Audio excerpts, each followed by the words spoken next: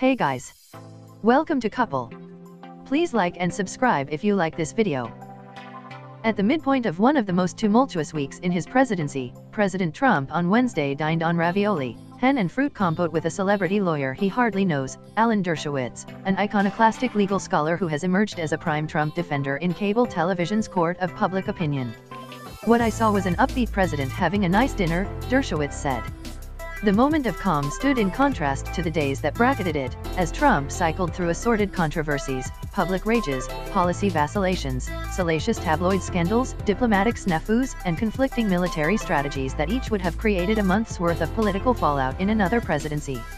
Yet for Trump, the congenial dinner in the midst of crises, some self-inflicted, illustrated just how ordinary chaos is in his White House, and the degree to which Trump's erratic behavior is the dominant feature of his presidency.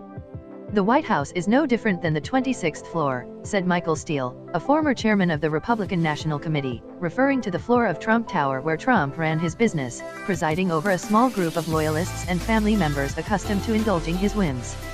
What has changed lately is that Trump has seemed to grow more isolated by the departures of longtime confidants, including some who date to the Trump Tower days. That has elicited fears among Republicans from the White House to Capitol Hill that he has abandoned whatever inclination he had to steer in a straight line. Follow the latest news of the Trump administration on Essential Washington. Trump's most trusted aide and sounding board, Hope Hicks, left the White House late last month.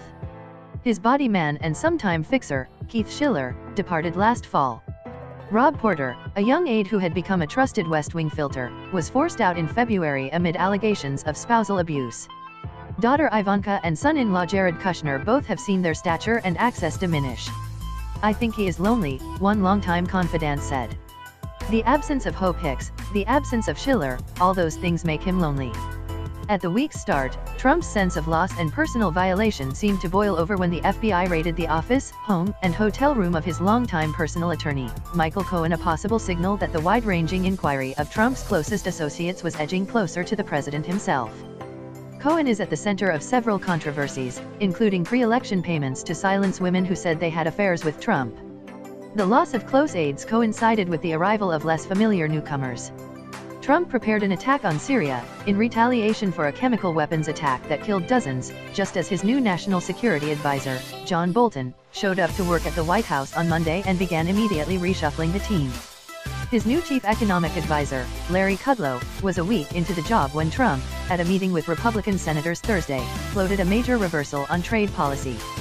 Neither man is a natural Trump ally. Bolton was a leading proponent of the Iraq War for President George W. Bush, a conflict that Trump has called the single worst decision ever made. Kudlow has spent much of his career pushing free trade proposals that Trump has lambasted for raping American workers. "I don't know if Trump's ever found a group of people he's, quote, used to," said a former Bush administration official in regular contact with the White House, listing cabinet officers who have come and gone in Trump's first 15 months. Some of those who have known Trump on a personal level say he is continuing to rely heavily on people outside the White House, a collection of New York business people, media moguls, old political hands, wealthy members of his private Mar-a-Lago club in Florida, and those, like Dershowitz and Sean Hannity, whom he's